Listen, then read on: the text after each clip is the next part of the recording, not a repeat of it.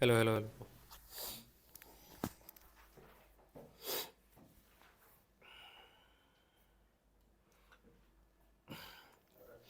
तो इलेक्ट्रिसिटी का मैंने क्वेश्चन बैंक दिया होगा यार, बहुत सारे क्वेश्चन बैंक दिए होंगे। क्वेश्चन बैंक का खजाना दिया होगा, ऐसा थोड़ी ना हो सकता।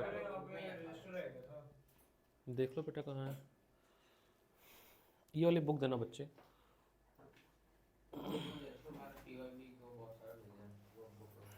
अच्छा ग्रुप में है। हम्म। हाँ ये है तो पी वाई बी क्यू है ना, काफ़ी सारे, बहुत तगड़ा तगड़ा है ये, कितने सारे तो है।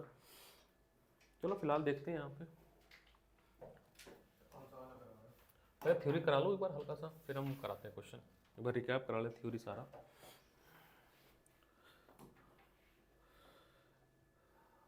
इलेक्ट्रिसिटी इसमें है क्या कुछ? ट्वेल्थ का ना वही है, ट्वेल्थ में भी है ना इलेक्ट्रिसिटी, उसमें लिखा नहीं क्लास। थैंक यू पहले ही आ गया। ये ट्वेल्थ का ही लग रहा है यार, टेंथ का है पूरा नहीं है, चार्ज ही है ऑटो से। तो ये प्लेलिस्ट फिर होगी टेंथ की। अरे फाइल एक बार एक कोई और ओपन करते हैं। सेकंड ओम्स लॉ आ जाए।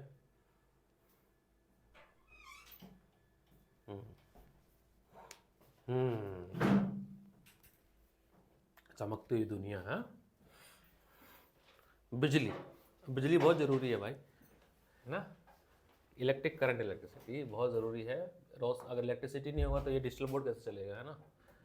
It is a very important part electricity. ये बहुत पहले बनाया होगा, पता नहीं तुम लोग को कराया, तुम लोग को पढ़ाया था इससे, मैंने नहीं पढ़ाया था ना, तो ये पिछले साल का होगा, इन लोग के बैच का होगा, तुम लोग के बैच का भी नहीं था, फिर किसके लिए बनाया था मैंने भाई। इलेक्ट्रिसिटी अगर एक लाइन में डेफिनेशन बोलते हैं फ्लो ऑफ चार्ज, क्या बोलते हैं? Flow of charge. तो समझना चाहिए चार्ज किसको कहते हैं, है ना। चार्ज किसको कहते हैं? तो charge is the inherit property of matter. Inherit मतलब पैदाइशी, है ना। तो इनहेरिट प्रॉपर्टी है किसी भी मैटर का, जिसके वजह से मैटर के अंदर अट्रैक्शन और रिपल्सन की प्रॉपर्टी जनरेट होती है। चार्ज को प्रोड्यूस करने के बहुत सारे मैकेनिज्म हैं, बाय फ्रिक्शन, बाय कंडक्शन, बहुत सारे मैकेनिज्म है। फिलहाल तो हमारे पास इतना ही है कि चार्ज क्या होता है, बट चार्ज को प्रोड्यूस करने के बहुत सारे तरीके होते हैं। सबसे बेसिक वे होता है to produce charge, to produce charge, to produce charge is by rubbing hand, है ना। दो हाथ को रब करो, इसको लो इसको रब करो, फ्रिक्शन के बेसिस पे चार्ज एक्वायर, क्योंकि न्यूट्रल बॉडी है, ठीक है। होता क्या है, जब हम फ्रिक्शन कर रहे होते हैं तो कुछ इलेक्ट्रॉन फुदक के किसी और पे चला जाता है, या वहाँ का इलेक्ट्रॉन, तो नंबर ऑफ इलेक्ट्रॉन में चेंजेस हो जाते हैं, जिसकी वजह से चार्ज एक्वायर्ड होता है। तो दो तरह के चार्ज होते हैं, positive charge due to the deficiency of electron, and negative charge due to the excess of electron. इसका ऐसा ही होता है आपका कूलम। एक डिवाइस है इलेक्ट्रोस्कोप। इलेक्ट्रोस्कोप बहुत ही बेसिक डिवाइस है, हम कैसे बना सकते हैं देखो। एक जार लो जिस पे कोल्ड कॉफ़ी वगैरह पीते हो, है ना। एक नॉर्मल सा जार ले लो, ठीक है। इसमें ये रॉड लगा दो, किसी का भी कॉपर का लगा दो। इसके अंदर गोल्ड लीफ लटका दो। अब सोनार हो तुम तो बहुत सारा गोल्ड लीफ घर पे रखा होगा, है ना। तो पतली सी गोल्ड लीफ, बहुत पतली सी, बहुत ज़्यादा पतली सी, आपके पेज से भी पतली गोल्ड लीफ यहाँ पे लटका दो। अब अगर आप यहाँ पर कोई चार्ज रॉड लेके आते हो, कोई एक रॉड है जिसको आपने फ्रिक्शन से चार्ज कर दिया, ऐसे कर दिया हमने, चार्ज कर दिया, और जब मैं इसको टच करूंगा तो ये जो पॉजिटिव चार्ज है ना, वो इस रॉड के थ्रू नीचे की तरफ मूव करेगा और इस लीफ पे भी आ जाएगा। अब दोनों लीफ पे पॉजिटिव पॉजिटिव चार्ज है तो क्या हुआ? रिपल्सन हुआ। ऐसा नहीं कि पॉजिटिव, आप निगेटिव भी कर सकते हो सकता है आपके पास कोई और रॉड हो जिसमें निगेटिव चार्ज हो, क्या हो? नेगेटिव चार्ज हो, तो नेगेटिव मूव आएगा, उसमें भी क्या होगा? रिपल्सन। ये जो रिपल्सन हुआ लीफ का अपनी जगह से दूर जाना, ये बता दिया कि भैया यहाँ से जो चीज आई थी वो क्या थी? चार्ज थी। तो सिर्फ बेसिक डिवाइस है, इसको बोलते हैं इलेक्ट्रोस्कोप। बहुत बेसिक सा डिवाइस है जो कि किसी बॉडी को चार्ज या अनचार्ज बताने में हेल्प करता है। दूसरा, एक कूलम में अगर बोलो जाओ मार्केट से एक कूलम खरीद के लाओ चार्ज, तो 1 कूलम जब मार्केट से जाओगे तो आपको 6 × 10⁻18 इलेक्ट्रॉन देगा आपको वो। मैंने कहा 1 दर्जन केले खरीद के लाओ तो 12 लेके आओगे ना। तो ऐसे ही 1 कूलम मैं बोलूंगा तो जाओगे तो 1 कूलम आपको मिलेगा 6 × 10⁻, तो 1 coulomb is equal to 6 × 10⁻18 electron मिलेंगे। ये सब पीपीटी तब बनाओगे जब बहुत टाइम रहा होगा मेरे पास, अब तो टाइम ही नहीं बनाने का। अब मैं पूछूं ठीक है, हमने कहा कि सर 12 केले 60 रुपए के हैं, तो 1 केले का दाम कितना हुआ? 5 रुपए। उसी तरह से एक इलेक्ट्रॉन पे कितना चार्ज होगा? तो सर 1/6 × 10⁻18 कूलम्स। इसको सॉल्व करोगे ऊपर ले जाओगे तो ये आएगा आपका 1.6 × 10⁻19 कूलम सेकंड वैल्यू। ये दो वैल्यू याद रखनी है आपको कि एक इलेक्ट्रॉन पे कितना चार्ज होता है। तो एक इलेक्ट्रॉन पे 1.6 × 10⁻19 कूलम का चार्ज होता है। एक कूलम पे कितना चार्ज होता है? एक कूलम पे कितना चार्ज होता है? हाँ 1.6 मल्टीप्लाई बाई, ये ठीक लग रहा है, याद रहेगा। ये आपके पहले पैराग्राफ में है सारा कैलकुलेशन। थैंक यू, बहुत जल्दी थैंक यू आ गया। सेकंड वाला भी ओपन हुआ है यहाँ पे, सेकंड पीपीटी यहाँ पे है, सेकंड पीपीटी यही होनी चाहिए, ये वाली। इलेक्ट्रिक करंट, तो देखो क्या है चीज़ है, electric current flow of charge, है ना। तो चार्ज बता दें चार्ज क्या होता है। जैसे जब पानी की लहरें बहती हैं, समुद्र की लहरें बह रही हैं, तो फ्लो ऑफ वाटर से वाटर करंट पैदा होता है ना। वाटर, हवा बहती है तो एयर करंट पैदा होता है। उसी तरह से अगर मैं चार्ज फ्लो करा दूं कहीं जगह पे तो इलेक्ट्रिक करंट प्रोड्यूस होगा। क्या होगा? बहुत सारे चार्ज अगर दौड़ा दूं मैं एक के पीछे एक, तो क्या प्रोड्यूस होगा? Electric current. तुम्हारा भी हाथ घूम जाता है क्या? ठीक है ना। तो बहुत सारा चार्ज यानी बहुत सारा इलेक्ट्रॉन अगर मैं एक के पीछे एक दौड़ा दूं तो मुझे जो है करंट मिलेगा। लेकिन बात यह है कि इलेक्ट्रॉन इधर भाग रहा है तो करंट जो है उसके अपोजिट भागेगा। डायरेक्शन दोनों का अपोजिट होता है। क्या होता है? अपोजिट होता है। ठीक है। तो electron flow from negative terminal to positive terminal, but electric current flow from positive terminal to negative. तो दोनों एक दूसरे के देखो अपोजिट है। क्या है? अपोजिट है, अपोजिट है। तो पहला फॉर्मूला आ गया I is equal to Q by T, where Q is the amount of charge flowing, है ना, amount of charge flow, T is the time. Q को मेजर करेंगे हम लोग, Q को हम मेजर करेंगे कूलम्स में, और टाइम को मेजर करेंगे सेकंड्स में, और करंट को मेजर करेंगे एम्पेयर में। तो यहाँ से छोटा सा क्वेश्चन अगर आपसे पूछ दें कि डिफाइन 1 एम्पेयर, डिफाइन 1 एम्पेयर, तो 1 एम्पेयर होगा 1 ampere is amount of current produce when 1 coulomb of charge flow in a 1 second. Simple, define 1 ampere आता है ना। The instrument that use for measuring the 1 ampere और current is ammeter, is ammeter, and ammeter is connected in a circuit series, series में circuit में connect करते हैं। आसान है, आसान है। ये आखिरी बार हो रहा है, एक बार और होगा बोर्ड के पहले। 10th में तो हो जाता है, 11th 12th में नहीं होता है। 11th 12th में 14 चैप्टर रिवाइज कराना हो दिमाग खराब हो जाता है, इतना बड़ा चैप्टर है ना। कितने लेंदे लेंदे चैप्टर है, एक एक चैप्टर में 150-200 क्वेश्चन है। लेकिन ज़्यादा क्वेश्चन करने की आदत तुम लोग को 10th में मैंने डाल दी थी। ये भी लोग देखो इलेक्ट्रिसिटी का कितना 8-9 PDF है, तो हैबिचुअल तो मैंने 10th में ही बना दिया कि कितने क्वेश्चंस करने हैं। हाँ 11th में और ज़्यादा है, ये मैंने बता दिया। The SI unit of current is called ampere. 1 ampere is the current flowing through the conductor if 1 coulomb of charge flow through conductor in a 1 second. ठीक है, ये कुछ ऐसा अरेंजमेंट होता है। यहाँ पे देखो करंट का जो फ्लो है और इलेक्ट्रॉन का जो फ्लो है वो निगेटिव टर्मिनल बैटरी से चालू हो रहा है, ये पॉजिटिव टर्मिनल है, नेगेटिव टर्मिनल में जा रहा है। लेकिन करंट कैसे जाएगा? अगर मैं करंट का इसमें एरो बनाऊं, एरो नहीं बना, करंट का बनाना चाहिए इसमें, तो करंट का जो एरो होगा वो इस तरह से शुरू होगा। ये रहा करंट, करंट इस तरह से स्टार्ट होगा। This is the direction of current.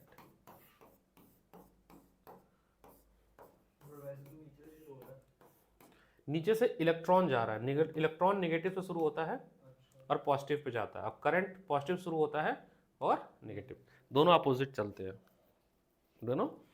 अब ये ना ऐसा नहीं कि वायर, देखो अब यहाँ से एक बात समझता हूँ, पूछता हूँ मैं, तुम बताना, यहाँ पर जो बैटरी लगी है ना, बैटरी या सेल लगी है, इसका रोल क्या है? इलेक्ट्रॉन तो पहले से वायर में था, इलेक्ट्रॉन जो है वो तो पहले से ही वायर में था, बैटरी का क्या काम है? वो इलेक्ट्रॉन्स को मोशन में डालता है, हम्म, मोशन में डालता है इलेक्ट्रॉन।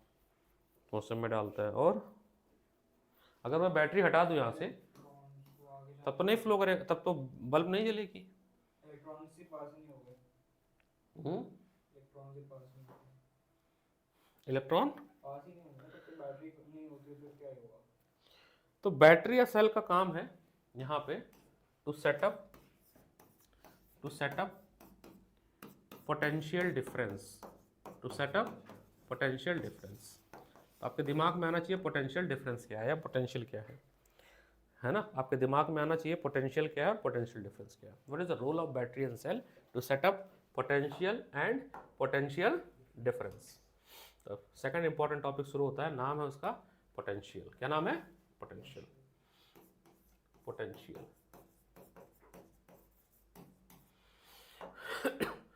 पोटेंशियल एक ऐसा मैकेनिज्म, मान लेते हैं यहाँ पर एक पॉजिटिव क्यू चार्ज है, चार्ज की एक खास प्रॉपर्टी होती है कि अपने चारों तरफ वो एक फील्ड क्रिएट करता है। क्या क्रिएट करता है?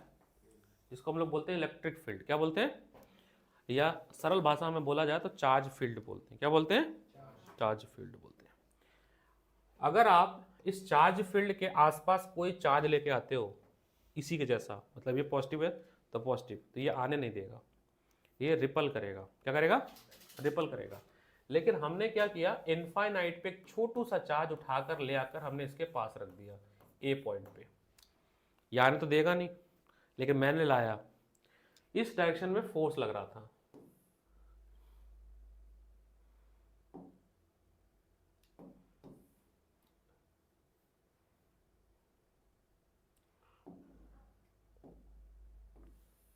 देखना ये ना फोर्स लग रहा था इस डायरेक्शन में, ये आने नहीं दे रहा था, मत आओ भाई इधर मत आओ, इस डायरेक्शन में फोर्स लग रहा था, लेकिन मैं तो लेके आया फोर्स डायरेक्शन में, लेकिन मैं तो लेके आया चार्ज, इस चार्ज से कुछ डिस्टेंस पे भी लाया मैं, एक्स डिस्टेंस से मान लो लाया मैं। तो जब फोर्स और डिस्टेंस दो चीज आ जाए दिख जाए तो क्या होगा? वर्क डन होगा। क्या होगा? तो यहां पे ना वर्क डन होगा, लेट से W, जितना चार्ज लेके आए, कितना लेके आए? Q। तो यहाँ पे एक नई प्रॉपर्टी, ए पॉइंट पे एक नया प्रॉपर्टी जनरेट हुआ, फिजिकल प्रॉपर्टी, जिसको बोला गया पोटेंशियल। क्या बोला गया? ये तो थ्योरेटिकल कॉन्सेप्ट है, बैटरी में ऐसा थोड़ी ना होता है कोई चार्ज लेके आता है, बैटरी में होती है केमिकल रिएक्शन। क्या होती है? उस केमिकल रिएक्शन की मदद से ये चार्ज मतलब इलेक्ट्रॉन एक जगह से दूसरी जगह, बैटरी में लेड भी होती है ना, हाँ बनता है उससे, ठीक है, तो वो मूव कराता है। अब जब मैंने क्या किया, इसको उठाकर एक पॉइंट और पे रख दिया, यहाँ पे बी पे रख दिया, और मान लो डिस्टेंस हमने dx डिस्टेंस ट्रेवल कर लिया, तो यहाँ पर भी वर्क डन होगा, यहाँ पे वर्क डन 1, यहाँ पे वर्क डन 2, चार्ज तो क्यू ही है। अब तुम्हारे दिमाग में आना चाहिए कि सर अच्छा यहाँ पे हो गया वर्क डन W2, तो यहाँ का पोटेंशियल हो गया आपका V1 और यहाँ का पोटेंशियल हो गया V2, तो ये जो V2 माइनस V1 आता है इसको बोलते हैं पोटेंशियल डिफरेंस। क्या बोलते हैं? अगर आपने ऐसे लिखा सर W2 माइनस Q, कुछ लोग कहते हैं कि सर अगर आप सिंपल Q लिख रहे हो तो जीरो हो जाना चाहिए, लेकिन चार्ज कभी भी माइनस नहीं होता है। अगर माइनस यहाँ पे 2 कूलम है, यहाँ पे भी 2 कूलम है, माइनस भले कर रहे हो वो ऐड हो जाएगा, क्योंकि दोनों इलेक्ट्रॉन है, क्या है? इलेक्ट्रॉन हो रहा है। तो 1 कूलम का चार्ज मैं यहाँ से यहाँ तक शिफ्ट किया हूँ, ये आपस में जीरो नहीं होंगे। तो change in work done upon amount of charge is known as potential difference. तो पोटेंशियल डिफरेंस का फॉर्मूला बनता है W अपॉन Q, इस चैप्टर का दूसरा फॉर्मूला है ना, जहां पर W है आपका वर्क डन, इस वर्क डन, और Q है आपका चार्ज। पोटेंशियल डिफरेंस वैसा ही कुछ कॉन्सेप्ट है, समझाया जाता है इसको कि मान लीजिए आपकी बिल्डिंग है, तो आपकी बिल्डिंग के छत पे आपने टंकी रखते हैं, ना कि कमरे में रखते हो क्या? छत पे इसलिए रखते हैं क्योंकि यहाँ पर हाई प्रेशर जनरेट होता है because of height, potential energy हो गई, तो यहाँ से बिना बिजली के सप्लाई के पानी नीचे चला आएगा। कुछ ऐसा ही हम यहाँ पर भी करते हैं, एक हाई प्रेशर डेवलप करते हैं और एक लो प्रेशर डेवलप करते हैं, जिससे चार्ज इजिली फ्लो कर सके। तो ये रोल है किसका? बैटरी का, पोटेंशियल डिफरेंस। टॉपिक का नाम था पोटेंशियल डिफरेंस। खत्म। ये एनालॉगस समझाने की कुछ कोशिश की गई, किस तरह से फ्लो ऑफ चार्ज होता है, इसको छोड़। एनालॉजी है, इंजन कैसे पुश करता है पानी को एक जगह दूसरी जगह, ऐसे ही बैटरी जो है वो चार्जेस को पुश करती है एक जगह दूसरी जगह, इस वजह से। तो जिस तरह से इंजन का काम होता है पानी पुश करने का, वैसे ही काम होता है इसका। थर्ड पीपीटी किधर है? सीक्वेंस सही नहीं है विनोद, थर्ड है। अब इसको बंद करना पड़ेगा मेरे को।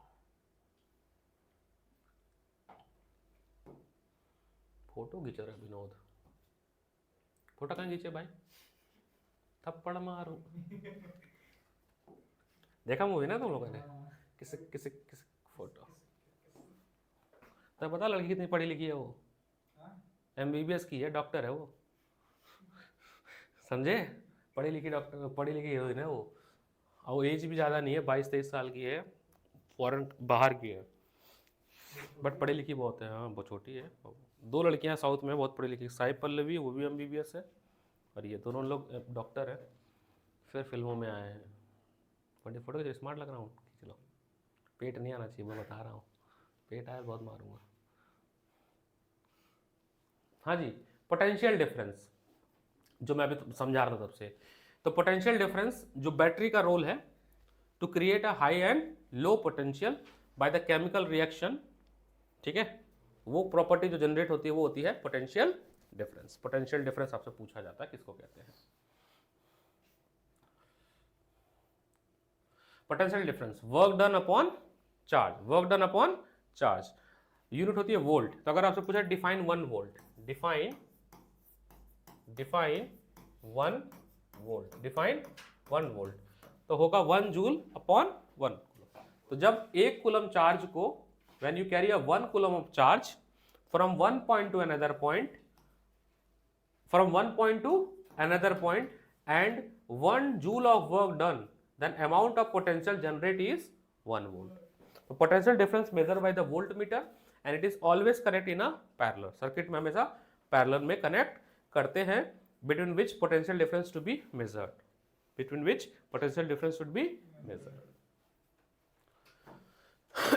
कुछ ऐसा लिखा है कि आपके पास वर्क डन 30 जूल और 5 कूलम चार्ज लेता तो 6 वोल्ट का आपका पोटेंशियल डिफरेंस जनरेट होगा। नेक्स्ट क्वेश्चन, आपके पास 48 जूल का वर्क डन है और 6 कूलम चार्ज कर रहे हो, तो उस समय 8 वोल्ट का पोटेंशियल जनरेट होगा। छोटे छोटे क्वेश्चन है ये, कुछ ये सिंबल्स हैं, हम लोग ऑलरेडी इससे बहुत फैमिलियर हैं इन सब सिंबलों से। जब हम सर्किट बनाते हैं, टॉपिक जो है वो इलेक्ट्रिक सर्किट की तरफ जा रहा है, इलेक्ट्रिक सर्किट की तरफ जा रहा है टॉपिक। तो टॉपिक है इलेक्ट्रिक सर्किट। अब तीसरा topic electric circuit. What is electric circuit? अब मान लो मेरे घर में फैन है, तो मैं पंखा तो नहीं बनाऊंगा ऐसे ऐसे, है ना? पंखा तो नहीं बनाने वाला हूं ऐसे, अजीब सा ही बन रहा है। मेरे पास बल्ब है या फ्रिज है या टीवी है, तो मैं इंस्ट्रूमेंट कैसे बनाऊंगा? यहाँ पे बनाना मेरे लिए पॉसिबल नहीं है। उस चीज़ को आसान करने के लिए कुछ सिंबल्स बना दिए गए, है ना? सिंबल दे दिए गए कि भैया आप इन सिंबलों को यूज करके आप सर्किट रिप्रेजेंट कर सकते हो। तो सर्किट क्या है? The systematic representation of, the systematic representation of different appliances in a close loop, in a close loop is known as electric circuit. हाँ, the close path for electric current. ये कुछ symbols हैं, अब दुनिया भर का हम लोग यूज करते हैं। इसमें से देख लो एक बार, इलेक्ट्रिक बल्ब, सेल, रेयोस्टेट। अब जैसे ये है, ये क्या है? एक ऐसा इंस्ट्रूमेंट है जिसमें हम सर्किट में रेजिस्टेंस कम ज़्यादा कर सकते हैं, तो वेरिएबल रेजिस्टेंस के लिए यूज़ करते हैं रेयोस्टेट। उसको ऐसे भी रिप्रेजेंट कर सकते हैं, ठीक है? अगर बल्ब बना रहे हो आप ऐसे, तो अभी इसका मतलब बल्ब नहीं जल रहा है, गोला बना दिया मतलब बल्ब जल रहा है, ठीक है? इसका मतलब है अभी सर्किट ऑफ है, इसका मतलब ऑन है। हम ऐसे भी स्विच बना सकते हैं, इसका मतलब अभी ऑफ है स्विच और इसका मतलब है ऑन है स्विच। ये वायर का मतलब होता है कि आपने ना वायरिंग तो की, लेकिन आपने आपस में शॉर्ट सर्किट नहीं की, मतलब ऊपर से ले गए हो, है ना? वायर कभी ले जाते ना, ऊपर से ले जाते हैं, हाँ, छू नहीं रहे, तो इसका ये मतलब होता है। सिंपल, सबसे सिंपलेस्ट सर्किट यहाँ पे बना के समझाने की कोशिश की गई है। Thank you. बड़े छोटे छोटे PDF है। फोर्थ,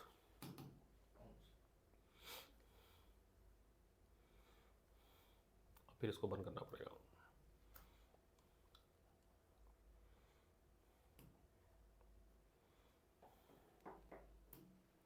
अब आ जाएगा अगला टॉपिक, ओम्स लॉ। थोड़ा सा इसको इग्नोर करना, मैं समझा देता हूँ। ओम्स लॉ, ओम्स लॉ बताता है at a fixed temperature and pressure, condition याद रखना, temperature is constant and pressure also constant. Second, हम जो वायर लेते हैं वो मेटल एलॉय लेते हैं, दैट इज किसका लेते हैं, निक्रोम का। किसका लेते हैं? मैं हमेशा कहता हूँ सर्किट आपको अपनी पुस्तक वाली ही बनानी है, ठीक है। हम समझाने के लिए आसान सर्किट बनाते हैं। ये निक्रोम की वायर है, nichrome, nichrome is alloy of निकल, क्रोमियम और किसका, 3-4 चीज का है, देख लेना किसका एलॉय है। और फिर यहाँ पे अलग अलग बैटरी लगाते हैं, ठीक है, बैटरी चेंज करते हैं। यहाँ पे एम मीटर लगाया रीडिंग देखने के लिए, कभी हमने 2 वोल्ट का लगाया, फिर 4 वोल्ट का, मल्टीपल सेम होना चाहिए, है ना, मल्टीपल सेम होना चाहिए। तो मान लो वी और आई की रीडिंग लेनी है, वी और आई की, तो पहले माने मैं 2 वोल्ट की बैटरी लगाई, फिर 4 वोल्ट की बैटरी लगाई, फिर 6 वोल्ट की बैटरी लगाई, तो देखो 2 के मल्टीपल में ही है, तो 5 के मल्टीपल में ले लो, बट मल्टीपल सेम होना चाहिए। तो मैंने देखा भाई 1 एम्पेयर करंट आ रही है इसमें, 2 एम्पेयर आ रही है इसमें, 3 एम्पेयर आ रही है। आप हर केस में देखो V अपॉन आई कैसा मिल रहा है, सेम मिल रहा है, नहीं, V अपॉन आई हमेशा सेम मिल रहा है। आप ध्यान से देखोगे कि हर केस में V अपॉन आई क्या मिल रहा है, सेम मिल रहा है हर बार में। 2/1, यहाँ पे भी 2, यहाँ पे भी 2, तो ये जो हमेशा हर बार वैल्यू कांस्टेंट मिल रहा है, हमेशा जो वैल्यू कांस्टेंट मिल रहा है, इसको बोला गया रेजिस्टेंस। क्या बोला गया? तो इन्होंने कहा कि ओम्स लॉ ने ये कहा कि V is directly proportional to I, V is directly proportional to I, V is directly proportional to I। Revision है तो थोड़ा फास्ट फॉरवर्ड चल रहा है, ठीक है, कुछ लिखवा नहीं रहा हूँ, ऐसा नहीं दिमाग में लॉस्ट हो जाना ये कब थी, ठीक है ना, रिवीजन है चूंकि ये सब पढ़ चुके हैं हम लोग। तो ओम्स लॉ बताता है कि at a constant temperature potential difference across the circuit is directly proportional to the applied current, या यूं कह लीजिए पोटेंशियल डिफरेंस जितना लगाओगे उतना करंट प्रोड्यूस होगा, ज़्यादा बेटर होगा कहना। और जब इसका ग्राफ प्लॉट किए हम तो देखना सही, V और I, तो V क्या था, कितना था, 2, कितना था, फिर 4, फिर 6, कितना था ये, 1, 2, 3। तो अगर हम पॉइंट्स बना रहे थे तो हमें जब सभी पॉइंट्स को हमने जोड़ा तो हमें कैसा मिला, लाइन, स्ट्रेट लाइन मिली। क्या मिली? स्ट्रेट लाइन मिली, स्ट्रेट लाइन मिली। और ये जो OA लाइन मिली, इसका अगर आप स्लोप निकाल लो, क्या निकालो, स्लोप। अब तुम लोग ट्रिग्नोमेट्री पढ़ चुके हो, स्लोप होता है tan थीटा। क्या होता है? tan theta. अब tan थीटा के लिए हमें क्या लेना पड़ेगा, ओहो इतनी सही चीजें। तो perpendicular, perpendicular upon base, perpendicular upon base, perpendicular कहीं से भी पॉइंट ले लो, आप यहां से भी ले सकते थे और यहां से भी, हर पॉइंट पे आपको सेम वैल्यू मिलने वाली है, हर पॉइंट पे आपको। तो 4/2 क्या मिलेगा, 2, हर जगह पर आपको सेम मिलने वाली है। और ये जो आपको वैल्यू मिलेगी यही आपका क्या होगा, रेजिस्टेंस होगा। तो स्लोप क्या देगा, रेजिस्टेंस। आपके पेपर में अक्सर देखा होगा आपने, 2 लाइनें ऐसे मिली होती हैं, 2-3 लाइनें मिली होती हैं, याद आ रहा, ये लाइन है A B C। अब मैं बोलूं किसका रेजिस्टेंस ज्यादा है, जिसका स्लोप ज्यादा होगा, हाँ, जिसका थीटा ज्यादा होगा। जैसे इसका थीटा मान लो ऐसे नॉर्मल दे रहा हूं 20 डिग्री, 40, 60, तो एंगल किसका ज्यादा, 60 वाले का, यानी C का रेजिस्टेंस ज्यादा होगा, फिर B का होगा, फिर। लेकिन यहाँ पे थोड़ा सा कैच बना देता हूं मैं, इसको हटाकर आपस में स्वैप कर दूं मैं, कंफ्यूज करने के लिए। जहां पर V है, नया पेज ले लेता हूं मैं। अच्छा देखो कितनी वाहियात पिक्चर थी वैसे पुष्पा, उतनी ही हिट हुई है। ये उल्टा क्यों बन रहा है, नीचे से ऊपर खींचो, हाँ सही कह रहा है, नहीं ऐसा होना नहीं चाहिए था ना।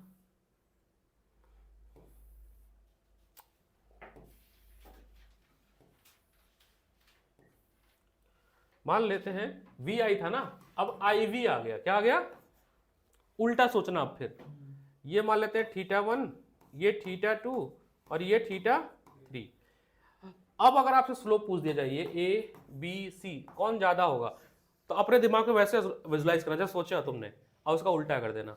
अब तुम्हारे साथ, हाँ तुम्हारे पहले के हिसाब से A ज्यादा होना चाहिए था, A सबसे कम होगा, उल्टा हो जाएगा, रिवर्स, 1/tan थीटा हो जाता है, 1 स्लोप हो जाता है। तो C का सबसे ज्यादा होगा, फिर B का, फिर A का। तो ये कंफ्यूज करने के लिए कभी कभी घुमा देते हैं। कुछ क्वेश्चंस ऐसे आते हैं, अभी देखे होंगे 2-3 पेपरों में आए थे, V और I का टेबल दे दिया था आपके SL अरोड़ा में, लखमीर सिंह में भी है, आपको V और I की वैल्यू दे देगा। हो सकता है कि दो वैल्यू गलत भी दिख रही हो, तो उससे घबराना नहीं है, हमें कोई दो कॉन्जिक्यूटिव करेक्ट वैल्यू लेना है। जैसे मान लो दे दिया मैंने 1 2 3 4 5 और यहाँ पे दे दिया 0.1 0.2 0.3 0.4 0.5। अब आपसे कहा जाएगा कि plot the VI graph and calculate the resistance, calculate the, तो प्लॉट तो कर ही लोगे, कोई दो कॉन्जिक्यूटिव वैल्यू ले लेना। थोड़ा और अच्छा से दिखाना चाहते हो तो दो वैल्यू लेना, ठीक है, V1 V2 I1 I2। तो रेजिस्टेंस के लिए आप V2 minus V1 upon I2 minus I1। ऐसा क्यों करते हैं, हमेशा दो वैल्यू क्यों लेते हैं कि इसमें ना एरर होने की चांसेस कम होती हैं, थोड़ी बहुत एरर भी है तो वो नेग्लेक्ट हो जाती है, तो आपको रेजिस्टेंस मिल जाएगा। ऐसा क्वेश्चन अभी वर्कशीट में भी होगा और देखो विकास सर लगा पाएंगे। कांस्टेंट तो लेनी है ना, तो और 4 तो नहीं ले सकता ना। ये तो नोट्स है, ये है PYBQ सीरीज 2 वर्कशीट 6, तो 27 पेज का है। पता नहीं मेरे को जो दिक्कत आ रही है। देखो विकास सर लगा भी नहीं पाएंगे ना, विकास सर बेचारे घूम रहे हैं, मैं उनसे, फिर आपने क्या घूमना है? मैं तो घूम के आ गया ना, बनाना है। मैं तो बर्थडे मनाऊँ, किसी का भी बर्थडे मनाता रहता हूँ। अब देखो ये देखो, दुनिया में ना सभी चीज नहीं फॉलो करते हैं, क्या नाम है, ओम्स लॉ को। आप पढ़ोगे आगे चल के सेमीकंडक्टर नाम का डिवाइस 12th में होगा, तो जो उनको नॉन ओमिक मटेरियल बोलते हैं वो ये होते हैं, और जितने भी प्योर मेटल होते हैं वो सब ओमिक कंडक्टर होते हैं। तो ये ग्राफ अभी सिलेबस में नहीं है, ये हमारे सिलेबस में है, ठीक है, ये सब वही है।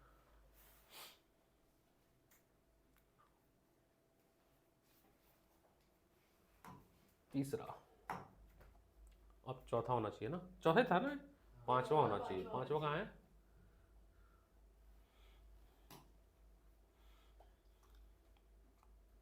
ये पुराने सारे पीपीटी हैं, पता है, मुझे पता भी नहीं है कब का है। अब ये कह रहा है इनके बैच का नहीं है, तो फिर उससे पहले का बैच का ना हो, क्योंकि यही तो पिछला बैच यही था। अच्छा, अब आ जाता है सर, अब टॉपिक आया था हमारा रेजिस्टेंस, क्या आया था, रेजिस्टेंस किस में आया था, ओम्स लॉ में, है ना। रेजिस्टेंस स्पेलिंग गलत हो गई मेरी, रेजिस्टेंस की सही लिखा मैंने। रेजिस्टेंस क्या है, resistance, resistance is the property of conductor which oppose the flow of charge, which oppose the, तो होता क्या है कि मान लो अगर हम यहाँ पे कंडक्टर एक ऐसे एज्यूम कर लेते हैं कि कॉपर का वायर है, और इस कॉपर के वायर में बहुत सारे इलेक्ट्रॉन्स हैं, बहुत सारे इलेक्ट्रॉन्स हैं, और ये सारे इलेक्ट्रॉन जो है आगे इस तरह से मूव कर रहे हैं। इस सभी इलेक्ट्रॉन के पास एक वेलोसिटी होती है, इसको बोलते हैं ड्रिफ्ट वेलोसिटी, जो कि अगर मैं सही हूँ तो 10⁵ मीटर पर सेकंड के आसपास होती है एट अ रूम टेम्परेचर, अगर सही है तो ऐसा ही होती है, बहुत ज़्यादा होती है। तो जब ये आगे मूव कर रहे हो, तो मान लो एक भीड़ भड़ा के एरिया में तुम भाग रहे हो तो टकराओगे ना, अब टक्कर खाओगे तो अगले को थोड़ा तो स्पीड स्लो डाउन कर दोगे, है ना। मान लो दौड़ते हुए आ रहे हो, बीच में भीड़ है, सभी दौड़ रहे हैं, बट दौड़ में भी टक्कर खाते तो थोड़ी तो तुम्हें स्पीड स्लो डाउन होगी। तो स्लो डाउन स्पीड होने की वजह से इसके अंदर ना एक नई प्रॉपर्टी जनरेट होती है, इसको बोलते हैं रेजिस्टेंस, जो कि अपोज करता है, नहीं भाई नहीं जाना है आगे, नहीं जाना है। ये जो अपोजिशन है, to oppose the flow of charge, to oppose the flow of charge, उस वैल्यू को, उस प्रॉपर्टी को हम रेजिस्टेंस बोलते हैं। और सभी मटेरियल का रेजिस्टेंस पहले से ही डिसाइडेड है, हाँ कुछ फैक्टर्स पे डिपेंड करता है, वो भी हम देख लेंगे। रेजिस्टेंस को R से रिप्रेजेंट करते हैं और SI रूट होती है ओम। रेजिस्टेंस कुछ बातों पे डिपेंड करता है, कैसे, ये डिपेंड करता है लेंथ के कंडक्टर के लेंथ पे, जितनी लंबी वायर होगी उतना ज़्यादा रेजिस्टेंस होगा। ये मैथमेटिकली भी देखा गया और एक्सपेरिमेंटली भी देखा गया। अगर 1 मीटर का वायर है तो मान लो इसका 100 ओम रेजिस्टेंस है, और अगर मेरे पास एक वायर है जो 2 मीटर का है तो 200 ओम रेजिस्टेंस मिला हमें। आप कर सकते हो, एक्सपेरिमेंटली प्रूव कर सकते हो, इसमें करंट ज़्यादा होगा इस वाले में, इसमें कम होगा, करंट कम हुआ मतलब रेजिस्टेंस ज़्यादा हुआ। दूसरा ये देखा गया कि रेजिस्टेंस जो है इन्वर्सली प्रोपोर्शनल है वायर के क्रॉस सेक्शन एरिया पे, वायर के क्रॉस सेक्शन एरिया इसको बोलते हैं। और याद रखिएगा कि हमेशा एरिया हम लेंगे पाई आर स्क्वायर, क्या लेंगे, पाई आर स्क्वायर, एरिया के लिए हमेशा लेंगे, नींद आ रही है इसको, पाई आर स्क्वायर। नींद क्यों आ रही है, घर पे सोए नहीं तुम, अरे बर्थडे मना रहा था। ये साइंटिफिक कैलकुलेटर है, और कभी जीवन में मुझे मौका मिला और सीबीएसई के एजुकेशन में मौका मिलेगा नहीं, तो मैं रिक्वेस्ट करूँगा सबसे ओए कि ये कैलकुलेटर अलाउ किया जाए। इस कैलकुलेटर से आप छोटा से छोटा कैलकुलेशन मैथमेटिकली और बड़ा से बड़ा आप कर सकते हो। तो वो जो स्क्वायर रूट निकालना हो गया, इनवर्स निकालना हो गया, यहाँ तक कि इंटीग्रेशन डिफरेंशिएशन भी इससे हो जाता है, ये अलाउ करना चाहिए। ये बीटेक में अलाउ है, कॉलेजेस में अलाउ है, और जो इंटरनेशनल बोर्ड है, कैम्ब्रिज बोर्ड है, उसमें ये अलाउ है। सीबीएसई में अलाउ, और बेचारे हमारे बच्चे करते हैं, इतने सारा कैलकुलेशन आता है, जैसे अभी तुम ही करोगे रेसिस्टिविटी पे इतना लंबा कैलकुलेशन आएगा तो वो नहीं हो पाता, उसमें आंसर नहीं आता। जैसे ग्रेविटेशन क्वेश्चन था 9th में, और 10th में अभी जो इस पर क्वेश्चन आएगा रेसिस्टिविटी पे, मिलीमीटर होता है 10 to the power something something जा रहा है, वो सॉल्व नहीं हो पाता है, लेकिन इससे सॉल्व हो जाता है। दिखा दो उसको। इसको यूज़ करने का भी थोड़ा बहुत ट्यूटोरियल है। मेरे टाइम पे बीटेक में मेरे पास था ये पहले, तो मैं यूज़ कर लेता था, अब तो काफ़ी सालों से छूट गया है मेरे से। आप सब बहुत बहुत सी चीज़ें कर सकते हो इसमें, मैट्रिक्स सॉल्व कर सकते हो। सोचो मैट्रिक्स कैलकुलेशन बहुत तगड़ा कैलकुलेशन होता है, 12th में आएगा मैथ्स में। आप वेक्टर सॉल्व कर सकते हो, ठीक है, IJK सॉल्व कर सकते हो, पॉलिनोमियल सॉल्व कर सकते हो आप इससे, परमुटेशन एंड कॉम्बिनेशन भी सॉल्व कर सकते हो, NCR का फॉर्मूला यूज़ कर सकते हो आप इसमें, ठीक है, इन्वर्स निकाल सकते हो साइन का, कॉस का और टेन का। देख रहे हो कितना तगड़ा है। फैक्टोरियल तक ही निकाल सकते हो, फैक्टोरियल का भी, लॉग भी निकाल सकते हो। तो लेकिन अभी यूज़ करना अलाउ नहीं है इसको, 10th मतलब एकेडमिक्स लेवल पे नहीं यूज़ करने देते हैं, कॉलेज में यूज़ करने देते हैं। कोई भी कोर्स करोगे, बीकॉम करोगे, हर कॉलेज में अलाउ है, पेपर में ले जाना अलाउ है। हाँ क्योंकि उनको ये मानो कैलकुलेशन तो यार बच्चों का स्टेप्स आ रहा है ना, कैलकुलेशन तो छोटी चीज़ होती है, बट हमारे एकेडमिक में 12th तक क्या नहीं, कैलकुलेशन भी हम देखेंगे, भले बच्चे को पूरा स्टेप आ रहा हो। जब कंबाइन किया गया तो resistance is directly proportional to length upon area का फॉर्मूला आया, जहां पे रो को बोला गया रेसिस्टिविटी। क्या बोली गई?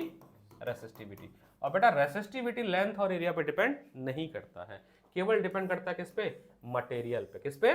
मटेरियल पे। तो रेसिस्टिविटी का फॉर्मूला यहां से बना R इंटू ए अपॉन एल। यूनिट्स लिखोगे अगर ये एल है तो आप लिखोगे ओम मीटर स्क्वायर अपॉन मीटर, तो मीटर से मीटर कट गया तो आ गया ओम metre.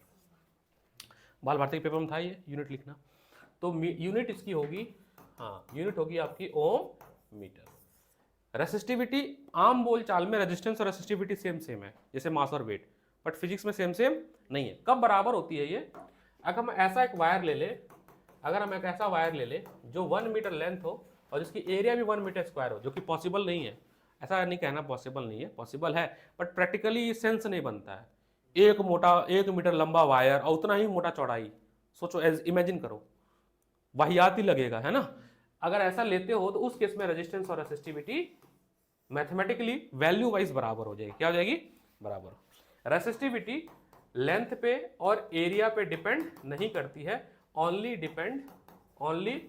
Depends on the nature of material. Length हम हमेशा मीटर में लेंगे और एरिया हमेशा मीटर स्क्वायर में लेंगे, हमेशा हमेशा, ठीक है। तो ये है फैक्टर अफेक्टिंग द रेजिस्टेंस। तो ये सारी बातें हैं, यहाँ पे लिखा गया है, फॉर्मूला बाद में ये बनता है। Metal and alloy have a very low resistivity and they are a good conductor of electricity. Insulator like rubber and glass have a very high resistivity. आपके ऊपर टेबल पे दिया रेसिस्टिविटी का, है ना, जिसकी रेसिस्टिविटी ज़्यादा होगी, जैसे सिल्वर की सबसे कम रेसिस्टिविटी है, तो very good conductor of electricity silver है, लेकिन हम उसको यूज़ नहीं कर सकते because of x cost and बहुत जल्दी मेल्ट हो जाता है, ठीक है। लॉन्ग वायर नहीं बना सकते, सस्टेनेबल लॉन्ग वायर नहीं बना सकते जितना कि कॉपर का और उसका बना सकते हैं। रेजिस्टेंस वास्तविकता में अगर डिवाइस वाइज देखें तो ऐसा दिखता है, मटेरियल का भी होता है, बट ऐसा आप देखोगे जो मदरबोर्ड वगैरह होता है कंप्यूटर में, ऐसा लगता है। ये कुछ ज़्यादा ही बड़ा ये डिवाइस है रेजिस्टेंस, इसको वेरिएबल करेंगे तो वेरिएबल रेजिस्टेंस है, ठीक है। अभी किसी के पेपर में पूछा है, अभी बाल भारती वाले पेपर देखोगे तो टंगस्टन जो है कि बल्ब के फिलामेंट में यूज़ करता है ना, क्योंकि उसकी रेसिस्टिविटी हाई होती है और वो हीट प्रोड्यूस करता है। क्या प्रोड्यूस करता है? हीट। करंट को हीट में कन्वर्ट कर देता है। करना तो ये क्वेश्चन, पहला क्वेश्चन, क्वेश्चन नंबर 1 ट्राई करो। तो एक वायर है जिसका क्रॉस सेक्शन एरिया दिया हुआ है 0.5 mm स्क्वायर, तो convert into metre square, convert into metre square convert into metre square. लो भाई, उसका तुमने उसका पेन ले लिया तो वो क्या पढ़ेगा। लो भाई, तुम्हारे पास पेन है तब ठीक है। चलो पीपीटी बनाया हुआ काम आया। मैं कोशिश करूंगा जैसे मुझे टाइम मिलेगा बाकी जितने भी चैप्टर्स हैं उनके पीपीटी बना के मैं रिवाइज करा दूँ 10th को, है ना, ताकि थोड़ा सेंसेबल लेक्चर लगे। अच्छा, समझ तो आ रहा है ना तुमको? हाँ, सब बढ़िया। तुमको समझ आया तो फिर सबको आ रहा है फिर। एक पाजी और वो नहीं आए हैं, वो घूमने गए हैं। क्या करने गए हैं वैसे वो मनाली में हवा लेने। वो यहाँ का पॉल्यूशन ज़्यादा हो गया है, ये बात भी सही है। लंग्स को साफ करके तो आना चाहिए। आप नहीं गए? मैं लखनऊ गया था, एक हफ्ते रह के आया, बीमार हो गया। जाओ कश्मीर वगैरह जाओ। अभी विकास सर घूमने गए। विकास सर तो राजस्थान गए हैं। बॉनफायर की स्टोरी है। दाल बाटी चूरमा खा के आएंगे।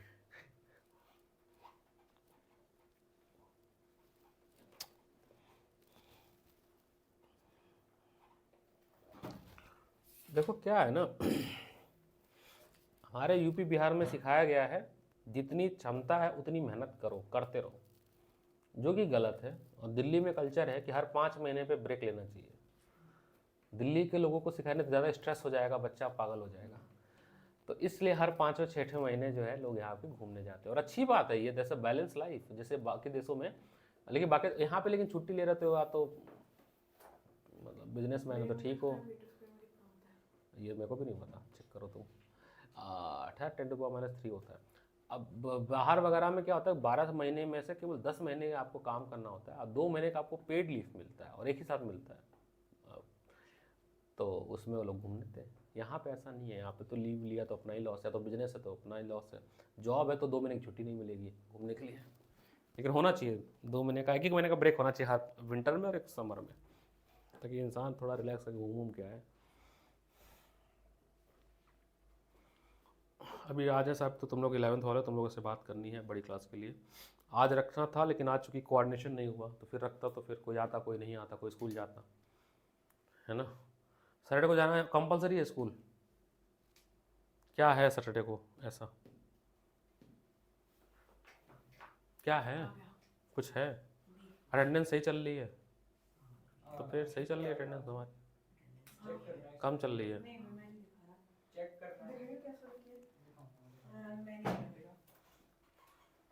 कन्वर्जन थोड़ा देख लेना, ये मिलीमीटर से मीटर में कैसे जाएगा। और उसके बाद आपके पास लेंथ तो है दैट इज 100 मीटर और आपके पास रेजिस्टेंस है 3 ओम। तो एरिया दिया हुआ है, हाँ। आपको रेसिस्टिविटी रो निकालनी है ना, तो रो का फॉर्मूला आप लगा दोगे, क्या लगा दोगे, R इंटू क्या लगाओगे, R इंटू A/L। अब इसको कन्वर्ट किया, कैसे कन्वर्ट किया बताओ, 0.5 इंटू 10⁻³ का स्क्वायर है ना, तो 2 बार आ जाएगा तो 6 आ जाएगा। क्या आ जाएगा, 6 मीटर। भाई 2 मीटर 2 बार है ना, मिलीमीटर इंटू मिलीमीटर 2 बार है, तो हमें इसको क्या बनाना है, मीटर इंटू मीटर। तो एक का करोगे 10⁻³ 3 होता है ना, कंफर्म करना, मेरे को याद नहीं है। दूसरे का करोगे फिर से 10⁻³ तो दोनों क्या हो जाते हैं, पावर है तो सेम, पावर ऐड हो जाता है बेस से। हाँ पूरा मतलब कैसे,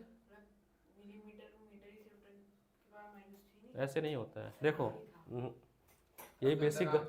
सुनो मैं बता देता हूँ मैं, देखो अगर केवल मिलीमीटर होता तो 1 millimetre is equal to 10⁻³ metre. अब यहाँ पे स्क्वायर हुआ है, यानी यहाँ स्क्वायर होगा तो इसका भी तो स्क्वायर होगा, तो ये 3 दूनी क्या हो जाता है, 6। ठीक है, पूरा ही नहीं होगा ध्यान देना इसको। फिर आपको इसमें वैल्यूम पुट करना है और कैलकुलेशन करना है, ठीक है। देखो कौन सा आंसर मिल रहा है, कोई मिल रहा है इसमें से, तो ए ऑप्शन मैच हो रहा है, तो ए ऑप्शन मैच हो रहा है।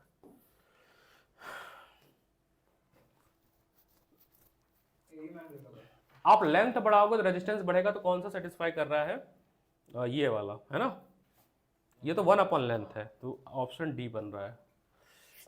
इसमें रेजिस्टेंस निकालना है ना, इसमें रेजिस्टेंस निकालना है, यानी फॉर्मूला लगेगा R is equal to rho L/A लगेगा।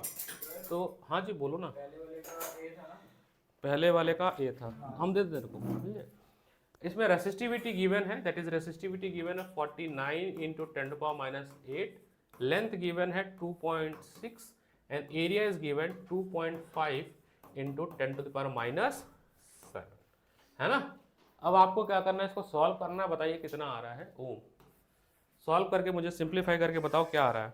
आओ बच्चे बैठो, हंसते हेलो, बताओ क्या आ रहा है। अभी फिलहाल यहीं बैठो, क्लास ओवर होगी। सॉल्व करके बताओ क्या आ रहा है।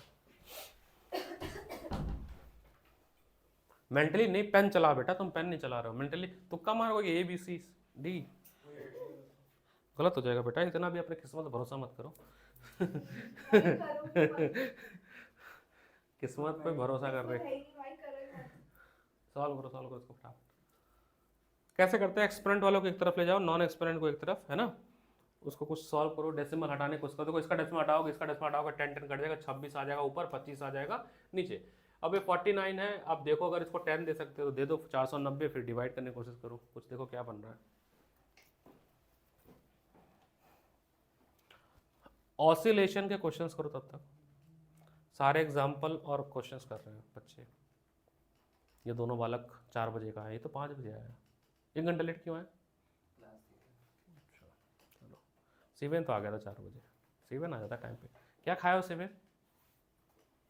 शिविन की चिंता रहती है, शिविन ने क्या खाया, उसको भूख लगी है, उसको भूख नहीं लगी है, क्या हो रहा है, खाने को है। 4 बजे आया था, कहाँ गए थे खाने। बेचारा इतना पढ़ता है, इतना हाँ? इतना बनता है। समोसे खाने गए थे। हाँ भुजिया खाए।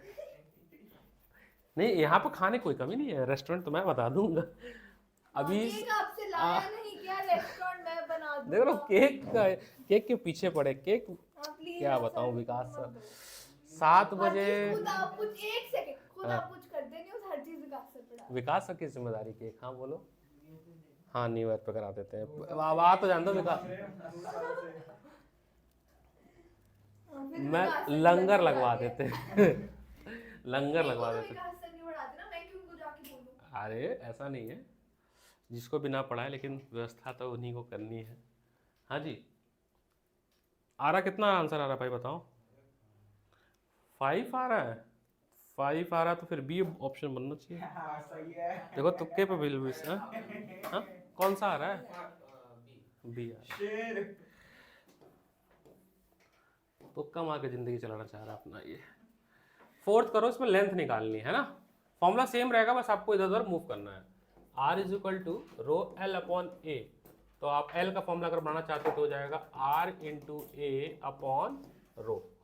रेसिस्टिविटी गिवन है, रेजिस्टेंस गिवन है 6, एरिया नहीं गिवन है, डायमीटर गिवन है। तो आप डायमीटर से क्या बनाओगे, पहले रेडियस, फिर उसको कन्वर्ट करोगे तो, है ना। डायमीटर से बनाओगे रेडियस, दैट इज 0.50 को 2 से डिवाइड करेंगे, क्या आ जाएगा भाई 0.25 इंटू 10⁻⁻3, ये अब होगा मीटर में, ठीक है। ये कैलकुलेशन में जाएगा, लेंथ जाएगा। फिर एरिया निकालोगे तो एरिया होगा आपका पाई आर स्क्वायर, मतलब यहाँ जब वैल्यू होगे तो पाई 0.2 इंटू 10⁻⁻3 का स्क्वायर अपॉन 25। और रेसिस्टिविटी कितनी है 5 इंटू 10⁻⁷। इसको सॉल्व करो, बताओ आंसर क्या बन रहा है। एक बार मेरे को वेरीफाई करके बताओ कि मिलीमीटर और मीटर में क्या रिलेशन होता है, बताना। 10⁻³ होता है या 10⁻² होता है। -3 होता है, तब ठीक है। सॉल्व करो बेटा, यार फेल हो जाओगे बोर्ड में, क्या मिलेगा तुम्हें। सॉल्व करा करो चीज़ों को। अब आखिरी बार पढ़ा रहा हूँ इलेक्ट्रिसिटी, अब पढ़ाऊंगा भी नहीं इलेक्ट्रिसिटी। चीजें ही सॉल्व हो सकती है, जिंदगी तो सॉल्व होगी, चीजें solve आखिरी टाइम इलेक्ट्रिसिटी पढ़ा रहा हूँ मैं, इसके बाद कोई चैप्टर इलेक्ट्रिसिटी नहीं पढ़ाऊंगा मैं। हाँ जी। अरे इनको बता रहा हूँ, 3-4 बार रिवाइज करा दिया मैंने। तीसरी बार तो होगा इलेक्ट्रिसिटी, एक बार तो मैंने वही दिन में पढ़ाया था 40 मिनट में, है ना, एक्टिविटी जिसमें डिस्कस किया था। यार तुम लोग पता नहीं क्या चल रहा है जीवन में। हेलो